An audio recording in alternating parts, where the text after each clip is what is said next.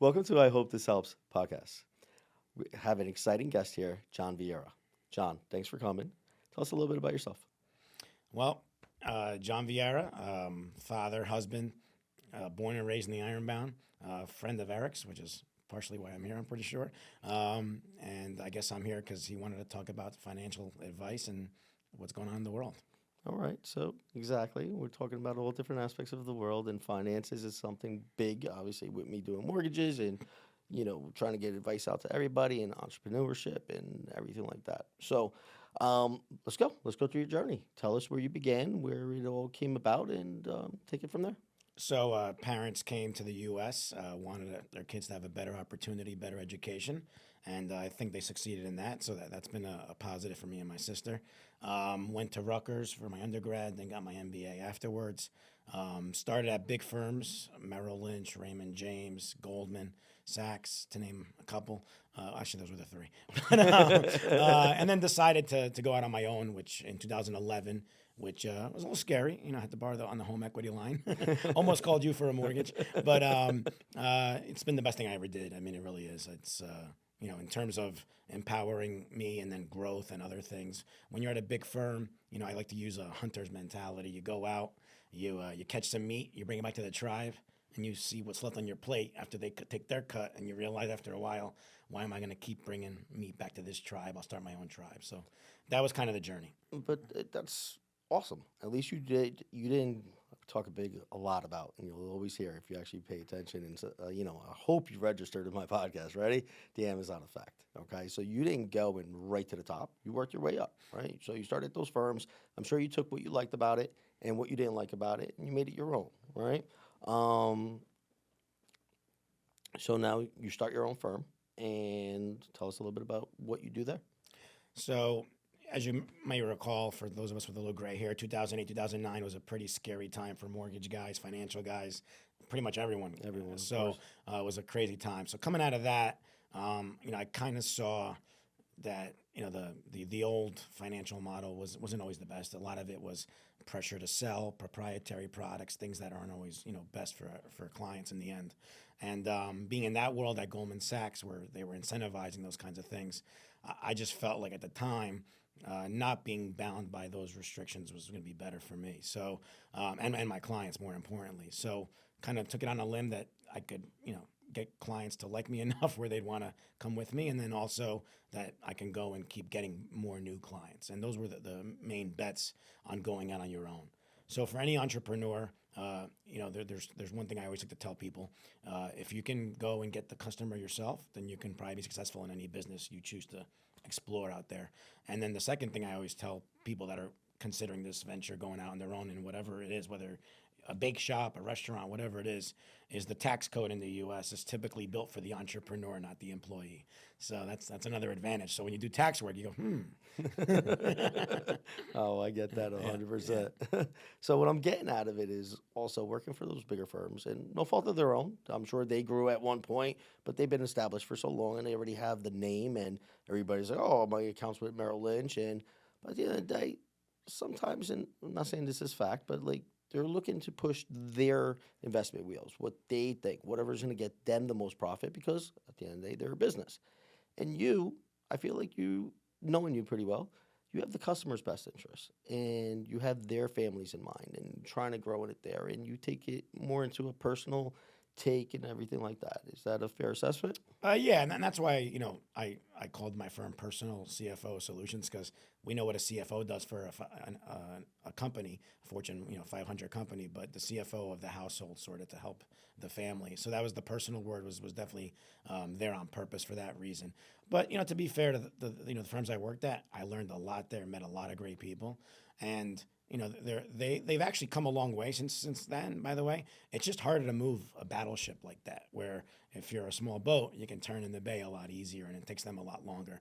So they've made some changes over the years, but at the times, I mean, especially the old world, I mean, your account could have done nothing, and meanwhile, your broker's getting wealthy and driving a BMW. So I saw a lot of that. So I used to police brokers at Merrill. That was part of my job at one point. So. Oh, wow. So, like you said many times between you and I, that you took the best out of what you learned there and you made it your own. and you're not a small, company. You're a growing Growing company, company. That's right. Yeah. growing, and I'm sure your biggest advantage over these big companies is customer service, right? Take us through a day of John Vieira, right? You're from day one when you're looking for a client to setting them up and following through, and let us know. Well, ironically, at a lot of those companies, they actually don't do a lot of sales training, and it's kind of weird to me because in a way, whether you're doing someone's mortgage, whether you're helping them with their financial plan, where you're looking to build a long-term relationship, you're in the nuts and bolts. Like when you do a mortgage, you pretty much see everything, right? Of course. So in our world, I mean, we find out when there's a drug problem in the family a lot of times before the family members do. So you get very personal with it, hence the name once again. But for a marketing meeting, everyone has what's bothering them and their triggers. So you have to ask the right questions during those marketing meetings, and also not to sound like a stalker or anything, but there's a lot of advice on people between LinkedIn. You Google them, see what they're about, and you can kind of get a gauge for things that might be concerning them. As you've done this enough years, you kind of get okay. I know what this client I think might have these two buttons that are they're going to push, and then there's going to be two or three things they're going to tell you that you weren't ready for as well. That's hence the part of the business. Okay. So now let's go to present day, and I'm a new client, and you're, and I'm 40, well, yeah, 43, and let's say I have, not a crazy amount of money, but I'm starting off, and obviously I'm a little late to the game, right? Or how would you handle that client compared to, hey, I'm 43, I have a good amount of money, and I just want to, grow but not take too much risk? Is there different ways that you look at different investments? Is there, do the times matter? What do you look at exactly? Give us some advice. Give us some key notes. Like So I want people to call you. So even Let's 40, go. even 43, you're not late to the game. I'm actually, have a meeting next week with a potential client that's 60 and done it on his own to this point. And now retirement's coming, and he's worried he's got some gaps and things we could probably help him with. So you're never too late to the game. It's like if you're a smoker, you're always better off quitting at some point than dying from it. So Okay, true. I use that analogy. You're never too late. You're never too late. But in terms of a new client coming in, you said it. In terms of times, everything. Obviously you have to make sure someone's comfortable in what they're in. So some people like a certain type of car, other people like other types of cars. But in the end, it's really the biggest thing is time component. So even for a 43-year-old, obviously if you got Riley going to college in a couple of years, that portion of money should be somewhere very safe and stable, which is a lot different than your retirement accounts because as I know, you're gonna be working until you're 80. So that we can get after it a little bit. So You see my son eat. Huh?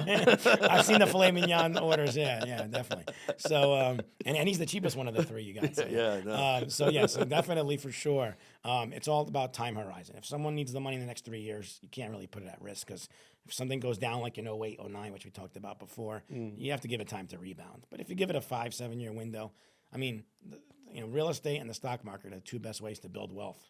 I mean, unless you're, a genius like Elon Musk and can come up with ideas that I can't. So, Oh man, I wish. yeah. All right, so there's a lot of, like you said, there's so much advice out there, and even in the mortgage world. And what I catch is a lot of it's not true. So I've seen your videos. that's false. Yeah. So, let's talk about what people want to know, right? Let's talk about crypto. And Oh my let's talk about, your regular bonds. Is it better with, these saving accounts or these bonds that are, government backed that are giving you more yields than actually going to stock market that's been, giving you basically what, 10% return every year for the last couple of years, or Stock market average about 9%, 10%. 9, 10%. And over a decade, yeah. What about people that are scared and everything like that? Come on, talk to me, man. So I'm a client. Let's go. So first of all, crypto, you got to realize, and by the way, I don't understand the science and I'm not a computer tech person. I usually ask like one of my kids, like, hey, can you do this on my phone and things like that. But if you think about crypto in a very simple format, like we're Portuguese, so the Eurozone, right? The Eurozone. When you used to go from Lisbon to Madrid, if you were a businessman or businesswoman, you had to go and trade in money, right, to get their pesos to go deal with them over there. Mhm. We had an au pair from Germany who lived in Bavaria, which borders the Czech Republic. They go to Czechoslovakia to get their soda, their cigarettes, and other materials. They used to trade in money to go and make a simple purchase like that. So they'd have in their safe, quote unquote, German money and then, a Czechoslovakian money. So now the euro, from that perspective, makes sense. Having one currency. Now you could argue all the governing crap they're doing is a little bit crazy, but having the one currency that you can travel across the country other than the UK, which was a standout, and not have to keep trading in money and pay fees to this bank, fees to that bank, fees to your credit card, that kind of makes sense. So crypto. Hold on. Now let me ask you about that, right? I don't mean to cut you off No. because I've always asked, I always wondered. Now that does make sense, and I've never heard it said that way. But now, what about the smaller countries? Didn't they get hurt with the euro because we're Portuguese? I felt like they got hurt probably because now you're trying to keep up with Germany, Oh, the inflation France, was and rampant. The inflation was nuts. Okay. And the salaries didn't keep up with it, and they haven't caught up. All right, so there's pros and cons to everything. That's because once again the governing and Brussels who had the power, the German, the bigger countries, right? So course. that's kind of why I said it that way, which was to Okay. kind of preface that a little bit. But in terms of the crypto, like you can go to China right now and buy a car with Ethereum or Bitcoin. And you don't have to worry about trading in for their currency and then trying to get money back out. And once again, paying fees both sides of it, right? So I could see that part of crypto. The blockchain and some of the other stuff I know a little bit about to be dangerous, but there's a 23-year-old computer engineer that can talk about it, much better than me on this podcast. So I'll stop there. But once again, if someone has a good risk appetite, they've done very well. And the big argument that the big banks, by the way, which are all doing crypto now, against it for years, JP Morgan, you name it. Oh, it's not government backed. There's no controls over it. That's exactly why people like it. Of course. And our Fed Reserve manipulates our currency and your market a lot, right? Of course, Which you're hinged on what they're saying. Which who would think a few years ago you'd worry about what one Fed chair was going to say all the time, but you're tied to it now. And then secondly, do we really trust our government's $36 trillion in debt? It's backed. Okay, what does that mean? There's no gold standard that's going to cover that. So I'm fine with crypto in that regard. But once again, you have to be willing to know you're going to make 3x, 10x, or lose it all. Yeah, you have to go in like that. That's the thing that's crazy about it because I've seen people, go from buying in, let's say 8,000, it jumps all the way to 105, and then all of a sudden drops to like 3. It like the peaks and the valleys is crazy. And when to sell, when not to, and everybody thinks they're selling at the right time, and then they missed it, or they think, oh no, it's going to crash again, and it goes back in. And the one thing that I can see about like the Dogecoin, I think that was just more of a joke about, but the Bitcoin, it actually kind of makes sense in the fact that it's like every other economics. It's supply and demand. There's only so much of it out there, right? Correct? And who came up with Bitcoin? No. So I'm going to say their names wrong. It's like the Winklevoss twins. They're the guys that originally started Facebook before Zuckerberg stole it from them at Harvard. So literally, like these guys are smart guys, and they really came up are, with an okay. awesome idea. And then Ethereum. There's been some other offshoots, and actually there's different technologies. That people say Ethereum has a better blockchain technology than Bitcoin. And once again, I don't know much about it, but Doge was definitely done almost like Scientology, like on a dare. So excuse me to the Scientologists out there, but. Definitely, once again, Elon Musk sees everyone making money doing something. He's like, I could do it better. And he went and made a bunch of money with it somehow. But once again, it's not right for everyone. It comes up in a lot of meetings. Of course. Everyone has FOMO. Everyone has fear of missing out. And that's the hardest part of my job is telling people you should want to buy when everyone's running this way, right? But true. you Makes should sense. want to walk that way when everyone's running this way. But what do you want to do? Everything in your body's telling you just start running with the pack. And then yet when everyone already made a bunch of money and they're bragging about it on the golf course or wherever you're at, that's when you shouldn't want to get in because you already missed it. I mean, maybe there's one more keg left, but you missed the party already. You're done. That's the one thing it drives me insane thinking about it, right? It's like in real world, if you actually just take common sense, right? And that's a crazy word nowadays, right? If you go buy a pair of shoes and it's on sale, everybody runs out the door to go buy those pair of shoes, right? But when the stock market It's on sale. is on sale, everybody runs away from it. I never understood that. That's when you want to come in. Like Well- if you feel like, okay, I don't know, I can't even think of a company Well, right let, now. let me ask you. Let me ask you a question. So Go ahead. mortgages were 3 forever, right? 3, 4, right? We all got comfortable with that. Of course. Then all of a sudden, rates went up to fight inflation because of all the COVID money that was being sent out by the government, right? Of course. So then now all of a sudden we're at 7. Tick down a little bit, you might see a 6. If you get lucky, a 5.99 or something. Yeah. Yet people are still like, it's not 3. It's like they're still in the 4 year ago price. Oh no. How many of those you deal with? You know what's even crazier? It's about like the 2.875, right? And they're like, I'm gonna wait for it to get lower.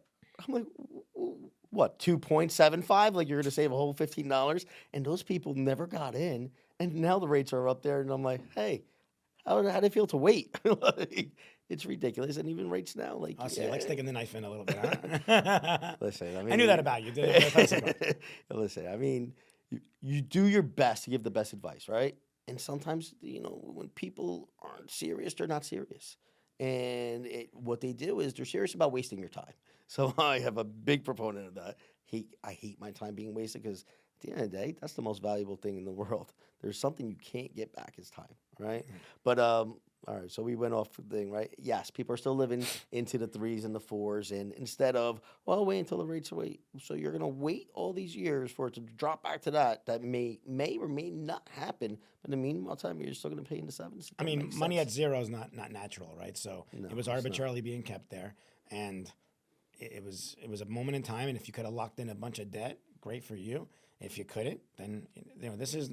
I mean, my parents had a 14% mortgage in 1988 when they moved to Union. So it's like it is what it is. I mean, think about it. It's still relatively low when it comes to mortgages, but the inflation part of everything is what's killing everyone. And they're like saying, "Oh, inflation's it's taking a lot longer what they originally thought it would take care of it, right?" Because what they forgot to think about is everybody was at such a low income for their housing at such a low fixed rate that it took forever that these credit cards, but now it's coming to fruition. I feel like that's changing all around. You probably know a little bit better than I do, but in that No, case, there's a lot of people that don't have discipline nowadays, and I'm not even picking on a generation. I'll just say a lot of people. There could be a 60-year-old or a 20-year-old. I mean, if you're barely making your bills, skip the $8 latte at Starbucks in the morning. all right. Brew So your own coffee, and once you get a couple of raises, you go back to the Starbucks. okay, so let's because there's a couple topics that you already brought up, and I'm itching to ask you, but let's You're go the lead. here. You're the lead. Definitely. Let's start here though, real quick. So, in any financial planning, the more time you have, the better, right? You're not getting most people aren't getting rich or finding that one stock from overnight. Like the Microsoft in the worlds or the Apples of the worlds when they first came about. Um, so are people okay with that? Just the one of the greatest wonders of the world is compound interest, right? So how do you go about explaining that to someone that in a generation that everyone wants things now? So, the way I explain it, and I have a 20-year-old daughter who's a finance major, so luckily she gets it. But I tell her, like, look, money's not the goal, and I know that sounds weird for a money guy. Guy does taxes, financial planning, estate planning, everything. But for us, money's not the goal. Freedom's the goal. And when I was quote unquote house poor, which was a decision that my wife and I made, worrying about that mortgage every day was a stress. It just was. And then once I was making enough money where I knew my bills were paid and I had excess to do a little bit of fun stuff here and there, it was a different place in life. And so freedom is the goal. And so the freedom to do something you like, the freedom to be at your kids' games, the freedom to take 2 vacations instead of 1, those freedoms is really the goal. So when clients come to us, what we try to explain to them is, okay, so, what is like your, besides flying on private jets, which I aspire to one day, like what does your dream life look like? What does a good life for you look like? And then we just try to help them say, okay, here's the decisions you got to make today, and then in the future to try to get there. And the good thing from us, similar like having a buddy that goes to the gym with you, is we actually put them on like a plan where we go, hey, we're not going to judge you, year to year because things come up. The roof leaks, you got to fix the roof. But like you said, you wanted to save this much, and then our good job was to grow it. Well, 3 years out, here's where we're at. Did we succeed? And when I say we, it's not just them; it's me too. I'm not putting the blame on them. Now there could be times where, hey, you ended up taking 8 vacations instead of 2 a year. That was on you. But for the most part, we just try to keep people on a plan because if you're on a plan, just like with anything else, if you have goals, if you have someone hold you accountable where you get up that morning to go to the gym where you weren't going to go, you just have a little bit better results. And that extra 1 inch, that extra 1% compounded, the word you keep using, you compound 2%. That's a big, big deal. And I don't know if you want to talk about it, but are you familiar with the rule of 72? I am. I am. You why don't you explain it to us? So it's very simple. It's simple, but it's not. But basically, if you have $100 and you want to double the $100, what you basically take is the rate of return. So let's use 7.2%, Of course. right? And your $100, if you leave it and don't touch it, don't add to it, don't spend it, just leave it. In 10 years, that $100 will be $200. The reason being, it's the 7.2% times 10 years compound to get you there. Now, you have a 10% return. You just made 100 to 200 in 7.2 years. Call it 7 years. Of course. So the rule of 72 is, that just shows you the power of it. Like, you don't have to make 100%. If you have a little bit of time and you can make 10, 12, whatever. Those aren't always the case, but even at 5%, you're there in 12, 13 years.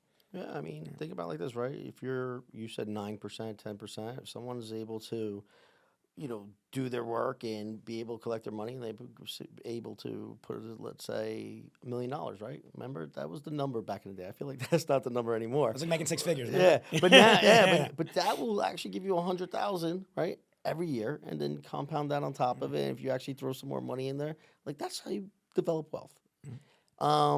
Now, since you are a partner and you're managing and you have everything, so you have people that work under you, right? So how do you how do you instill your values onto them? What do you teach them? How do you mentor them? So truthfully, we have some people that joined our firm. My two business partners are both 58, so they both have me by 9 years. And the one thing we have in common is I use the word we're all good guys.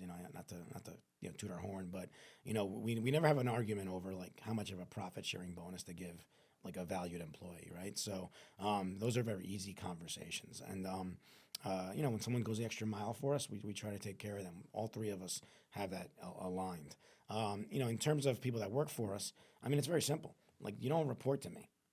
You said work for me. I'm not their quote unquote boss. We have a young kid, Nick, who's I call him a kid. He's in his 30s, but he's now starting to get clients. So I'll say we have 11 advisors.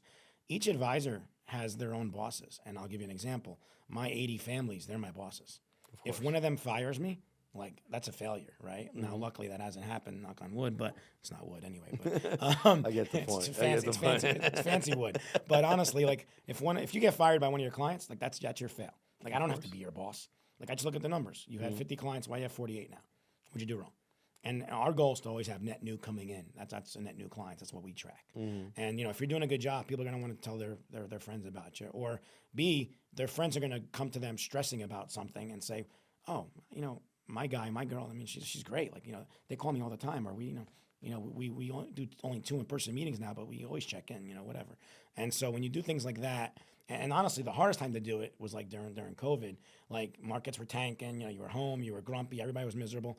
That's when I was reaching out to clients the most, and luckily I had nowhere to go, so it was pretty easy. Although I was essential because I was doing tax work, so the government carved me out. Thank you for that.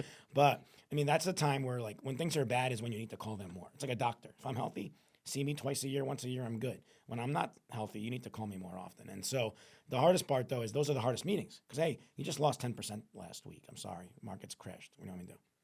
So yeah. Yeah, no, I remember we were actually essential as well. And If you move money. and I know people that were just sitting around and doing nothing. And good friend of ours, or actually he's family of yours, very good friend of mine, is Al, right? And Al's like, "What are you doing?" Like, and not that he wasn't doing anything; he was putting his work in. It's hard to show houses. It's hard to be a realtor. Exactly, but he was, believe it or not, he was getting education every day and all that stuff. I was like, listen, I'm going to go home. I'm going to call all my clients. I'm actually going to go market right now. I'm going to go do this. They're like, nobody checks the mail. I'm like, believe it or not, people still check the mail. Not all of us are nuts. They might wait 3 or 4 days before they spray the microban for a minute. Yeah, it is crazy, crazy times. But at the end of the day, I felt like whoever took advantage of it grows, right? It's those opportunities. When things are rough and tough, and that's when you grow. And Nick, by the way, he's awesome, great kid, and I've seen how you work with him, and you do actually a really great job, mentoring. A little tough love once in a while. Yeah, I've seen that as well, Yeah. Nick. Bro, you can handle it. Don't worry about it. All right, so we've got through a lot of this. Now, hot topics, everything is change of government, correct? You mentioned the debt. You've mentioned Elon Musk. You've mentioned Doge. You've mentioned all of that. Before you give me your opinion on any of that, you know, when governments change and everything like that, do you look at different financial avenues for your clients? Do you reevaluate all their assets and wherever they have their money allocated, or do you just believe in your system and you have a 30-year growth plan and you're just going to continue with it? How does that work? So we like to use what's like a core and satellite approach to, if you can think of like, the sun and all the different planets kind of around the sun, right? So if you think of like the bigger planets, those are your S&P 500 index. Those are your small cap managers. Those are your international managers. Those are, if you have a good manager, if they don't have a due diligence issue, like Peter Lynch used to run a Fidelity fund for years and years. It was great. Then he retired, started his own firm. He retired, had to wait like 3 years, and then he started his own firm. Well, He's not compete. yeah, they paid him a lot of money to not do anything for 3 years, right? Yeah. The fund performance stunk. He was the talent behind the fund. Of course. But if you don't have a situation like that, the S&P 500, you should always throw some money into that and just have it in there. You throw it in there. It's 500 companies. If the companies start to fail, guess what? They'll fall out of the index. It'll get traded out for you. You don't have to do anything, and it's the cheapest investment. So those are our core approaches. Now, with the smaller the if you could think of the solar system, you think about that's the satellite approach, and yeah, that's where you are tactical a little bit. So anyone who's not like in an AI ETF, you missed it in the past year, like you should have been in one. And once again, you could pick NVIDIA, you could pick some individual stocks. We try to use an ETF that kind of is a little bit broader, might help 20. This way, if one or two goes bankrupt, your whole investment's not lost. And other things, for example, with obviously, Trump coming in, there's an ETF I love. It's a First Trust ETF, American Renaissance ETF. Don't have to be a genius to know that one. He wants it to build more stuff in the U.S. So that's a fund that's positioned very well. And I know the managers of that fund, they do a great job. That's a fund you should be in. Now, 4 years from now, there'll be another change. You have to kind of look at where the world is and what's happening. Also, one sector that we put money into for clients years ago, not happy for the reason why we did it, but wars happen. People have conflict. They don't get along. It's just, the human element, right? So the industrial sector, that's where a lot of the General Dynamics, the Lockheed Martins, the Raytheons, people that supply weapons to the Ukraine and Russia and other places, Israel.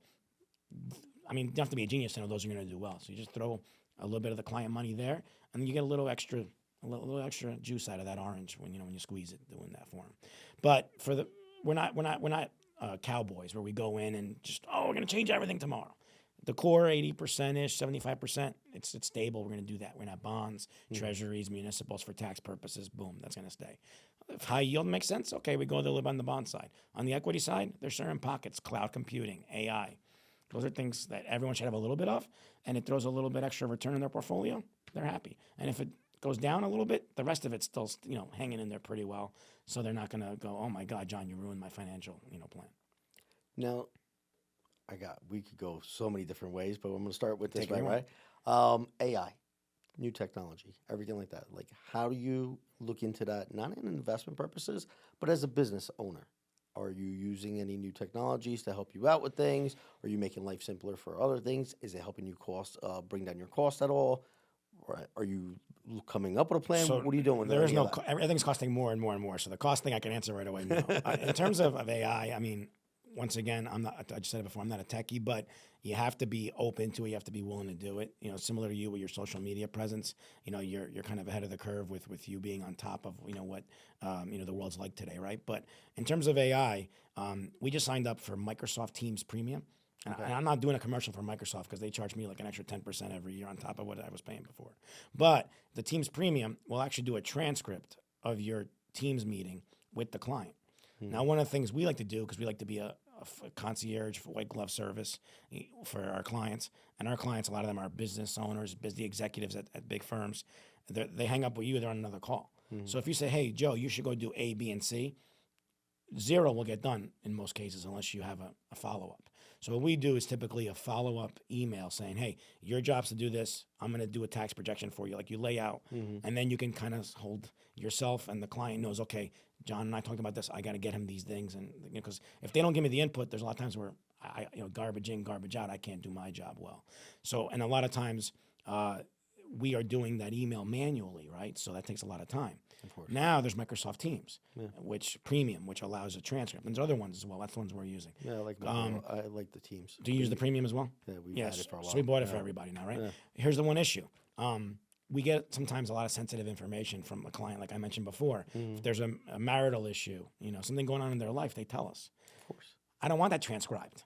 So that's a little bit of a sticky situation. So, from a compliance perspective, our chief compliance officer let us know, you got to let someone know like that you're using this. You can't just use it and not tell them, which makes sense.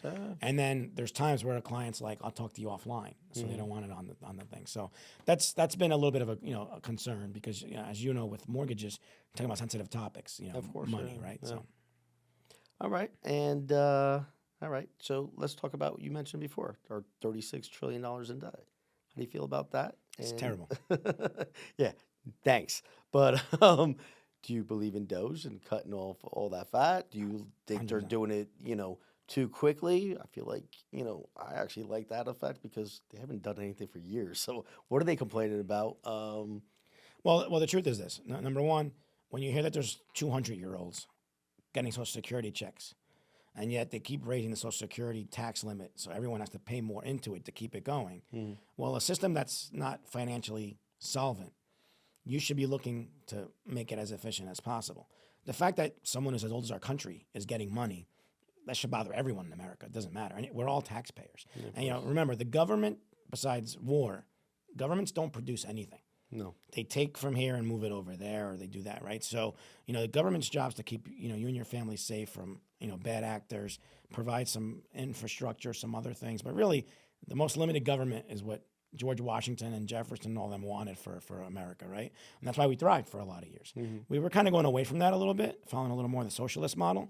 I mean, my parents wouldn't have packed up everything and come here if things were so great over there at the time, right? Of course. So, Vincent Cloverdeal?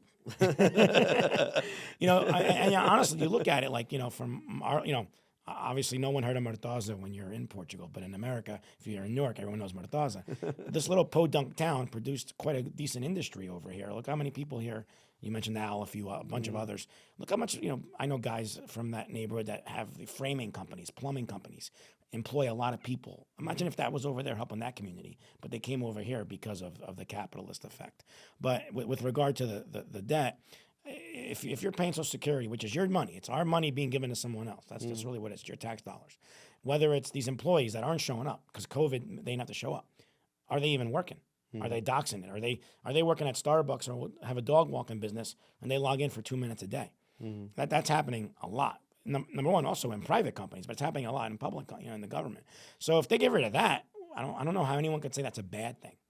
Oh, I feel bad for the people getting laid off. Well, if they weren't doing their job, like you would never survive anywhere. If you're on a team in sports and you're not doing your job, you're not the first baseman next week. Someone else is.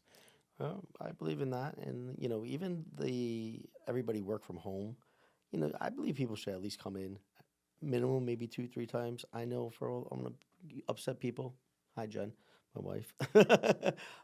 Not her, for example, but I know people that are working from home and they're actually working 2 jobs. So wait, how are you working 2 full-time jobs just because you're working from home? So you're really not if I'm paying you, you're really not doing your job because you're working for someone else. So I think we have to get back into the office. I believe in Jamie Dimon and what he's doing, and I believe Amazon was the first. And there's a reason. It also helps out with creativity and not being stagnant. Because even when like young people they work from home, they're not growing. You're out of sight, out of mind. Oh, who's Tom? I don't know Tom. Oh, he's the one that sends out the weekly meetings thing. Oh, that's not AI. Oh, wow. Okay, great, Tom. Like, you're never gonna grow up. Not grow up. You're never gonna move up. We went a lot in that way. Tariffs. How do you feel about that? Oh, what does that smell about? I mean, honestly, I'm going to be the one person who likes them, and that's going to sound crazy. But, I mean, if you understand that everything we sell to Europe, the whole EU, is at a 25% tariff. So if we are trying to make a car to compete with Volkswagen or BMW, and Cadillac sends a car over there, they put 25% on the car.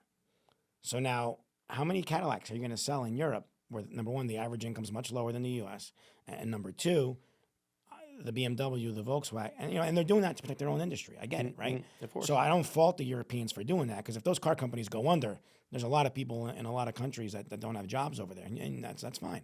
But why should we not tariff their stuff if they've been tariffing our stuff?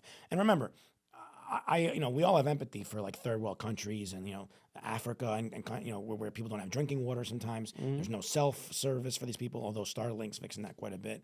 But in the case of Europe, they're a developed, modernized society. So why do we have to have a charity for them, if you will, where we're okay that you tax us 25%, and now when we say, hey, you're taxing us 25 for the last 20 years, we're just going to put it up. We're going to put the same thing on your stuff now, and you know what's going to happen? We're going to buy less European products. Of course. A BMW, if you like one, I like them, great. They're going to go up by 25%, and it's going to push people to make decisions and maybe buy the Ford or the GM. Now, is that fair? I don't know. I mean, I think it is, because why are they tariffing our stuff? And cars are just one example, but there's a lot of other stuff. And there's carve-outs. There's carve-outs for medicines. There's carve-outs for energy, because obviously we don't want Europe to buy from the Russians, right? So there's carve-outs for those kinds of things, but there's no reason why one side should have a tariff and the other shouldn't, unless, once again, it's a poor country that needs assistance or whatever. There's some outliers, but Europe doesn't shouldn't be one of those, if you will. And so when you break it down like that, and you take the emotion out of it, because listen, a lot of people didn't like Biden. A lot of people don't like Trump. It's 50-50, right? Whatever, 48-52, whatever it is. So just take the person out of it and just ask the question. If every time I go to your business, you charge me a 25% premium, and then when you do business with me, I don't charge you that 25% premium, is it fair? And then we'll just stop there, and then you can answer that for yourself. Everyone has to just look at that for themselves. I'm with you 1,000% on that. I honestly believe that technically, if you want the same products, it will cause inflation, because like every business is going to pass it down to consumer. But as long as I think it'll bring more production back that we saw through COVID, that people were actually, like not sending our medicine or threatening us with that. I also think more than ever, I think it's going to be a negotiating tool, that we're going to get back to that aspect, that we're like, hey, listen, I'll do what you do. You want to lower it? You want things to be cheap over here because it's hurting, you're not selling them so much? Okay, no problem. You lower your end, I'll lower my end. Done. Wait, how about we just go to zero? Yeah. All around, nobody. Let's go. Free market. Let everything. You want to bring down inflation that way? Let's do it. It's just, we've been taking advantage of a long time, especially with our debt. We pay like $1 trillion in interest. It's crazy. Like, we have no government, no country pretty soon if we don't take care of this. And that's with rates still being pretty low. Yeah, imagine we go up to like 8%, 9%, 10%. I mean, that trillion just keeps going up by the minute. Yeah. I mean, I don't know. I forget the number exactly. I used to have this tracker where like what each American would have to write a check for to eliminate the debt. And then, what each family would have to write a check for.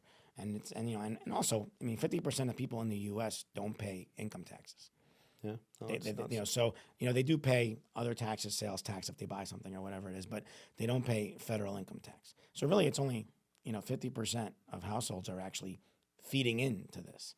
So the burden on the taxpayer, regardless of what your income is, whether you make $1 million or whether you make 100,000, the burden on the taxpayer is going to get to a point where they got to tax you like Europe, 70% on stuff. Yeah, no, I mean, so you have to stop that. I am so over it. I mean, listen, you live in New Jersey, so do I. Which I'm going to fix that. I'll be Florida in 2028. But what I will say is, in terms of taxes, there's some hours that I work as a self-employed person, because we pay both sides of the Social Security and Medicare tax, where I make 48 cents, and the governments, state and federal, make 52. Is that fair? I mean, I don't know what the fair share is, but you're already taking more than half in some cases. So should it be 60%? I mean, I'll tell you right now, if it gets to a certain number, I'm just not working no more. It's not worth it. No, I agree with you. That's what you don't want to disincentivize. Exactly. That's why people get mad. Oh, tax the businesses. You tax the businesses, they're gone.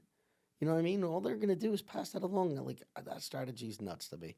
All right, but now we got off course. Let's go back to Johnny, the financial planner. Yeah. Let's not bring up taxes anymore. Yeah, I just got flustered. I got upset. I'm over it. My heart rate's up like 20 beats. I am so over it. All right, so, I mean, let's end here. what advice do you have for someone that, is trying to save for their future? Okay. Number one. And number two, what about some advice that you have for someone that's trying to get into your business or become a financial planner and, when they're about to finish college and stuff like that? So go ahead. So the save for the future is pretty easy. There's needs and there's wants, right? So like you got to look at your fixed costs, and that's what I try to nail out by retirement for all of my clients is their fixed costs should be very low. By a fixed cost, it means your monthly obligations, right? That you can't say no to. So you got to pay the car payment, otherwise car insurance, otherwise they come and take the car. You need a car. So those are fixed costs. If you have a mortgage or rent, that's a fixed cost. Then you have, put in a number for utilities. Nowadays, you have your Netflix, your Spotify, your cell phone. Those are all, we could say they're wants, but those are needs, right? You need a cell phone nowadays. That's your fixed costs. Put that over there, healthcare, whatever else, put that over there. Then you need a bucket in the middle. I call it the in case shit happens bucket, right? You have a dog. We all love our pets, right?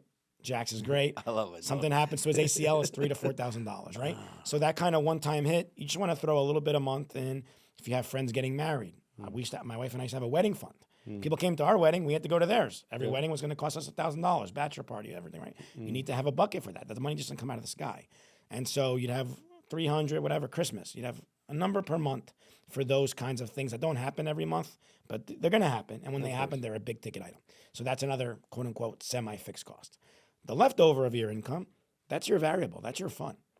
And that's where you have to then say, okay, what kind of life do you want to lead?